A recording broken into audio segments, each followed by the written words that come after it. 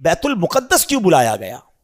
یہ بڑی کمال کا کوسچن ہے کہ اگر رب نے اپنی بارگاہ میں بلانا تھا تو یہ بیت المقدس کا ٹریول کیوں کروایا گیا؟ ایک ایسی جماعت قائم کی گئی کائنات میں، اس سے زیادہ مبارک جماعت کوئی نہیں ہوئی، اور وہ جماعت ہوئی، وہ نماز ہوئی بیت المقدس میں کہ جب سارے انبیاء صف بنا کر کھڑے ہیں، اور اب حبیب پاک جب وہاں جاتے ہیں تو جبریل امین نبی پاک کا ہاتھ پکڑ کر مصلی پہ کھڑا کر دیتے ہیں صف بصف کھڑے ہیں انبیاء، صف بصف کھڑے ہیں انبیاء، مصطفیٰ امام ہو گئے، ان کے جو غلام ہو گئے وقت کے امام ہو گئے، نام لیوا ان کے جو ہوئے ان کے اونچے نام ہو گئے۔ اور بریلی کے تاجدار سے پوچھو کہ یہ نماز کیوں ہوئی تھی، what is the reason to make that beautiful جماعت، جو سیکرڈ جماعت، دنیا کی سب سے مقدس جماعت، یہ کیوں ہوئی تھی؟ اس کی وجہ امام عشق و محبت عشق والی زبان میں فرماتے ہیں کہ نماز اقصیٰ میں تھا یہی سر،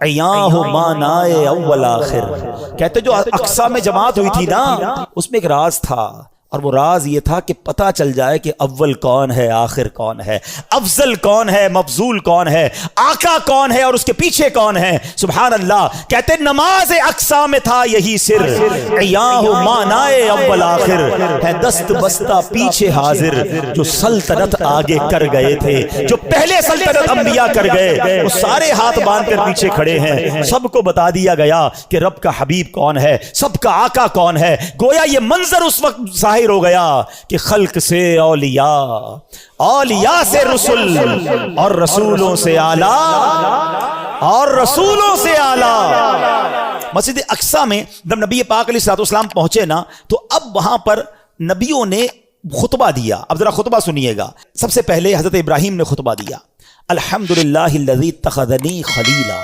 تمام تعریفیں اس اللہ پاک کے لیے جس نے مجھے اپنا خلیل بنایا۔ حضرت موسیٰ علیہ السلام نے خطبہ دیا، الحمدللہ الذی کلمنی تکلیما، تمام تعریف اللہ پاک کے لیے جس نے مجھے کلام کا شرف بخشا۔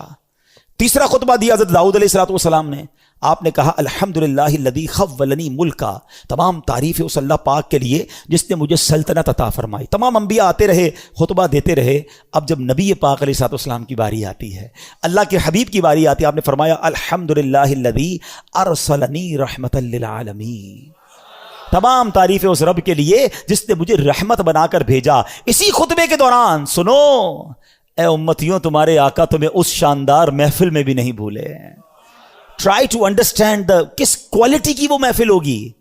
کائنات کے سارے بہترین، سب سے بہترین افراد جمع ہیں، اللہ کے حبیب خطبہ دے رہے ہیں، اور آڈینس کون ہے؟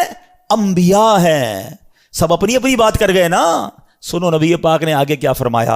اللہ کے نبی کہتے تمام تعریفیں اس اللہ پاک کے لیے جس نے میری امت کو بہترین امت بنایا، جو لوگوں کے لیے نکالی گئیں۔ تمام تعریفیں اس اللہ پاک کے لیے ہیں جس نے میری امت کو سب سے افضل بنایا۔ تمام تعریفیں اس اللہ پاک کے لیے ہیں جس نے میری امت کو اول بھی بنایا۔ اول کیوں؟ کہ ساری امتوں میں سب سے پہلے جنت میں نبی پاک کی امت جائے گی، اور میری امت کو آخر بھی بنایا کہ یہ امت دنیا میں آنے کے اعتبار سے سب سے آخری امت ہے۔ اللہ اللہ، ایسی محفل تھی، اور آقا ذکر کس کا کر رہے ہیں؟ پہلے سوچو ذکر کرنے والا کون ہے، سننے والا کون ہے، اور ذکر کس کا ہو رہا ہے؟ پھر ہم کیوں نہ کہیں کہ میری خوش قسمتی، میں تیرا امتی، تو کجا من کجا۔ کیسا روحانی تعلق ہے، ہم میں سے تو کوئی اس وقت پیدا بھی نہیں ہوا تھا، کروڑوں اربوں امتی نے بعد میں آنا تھا۔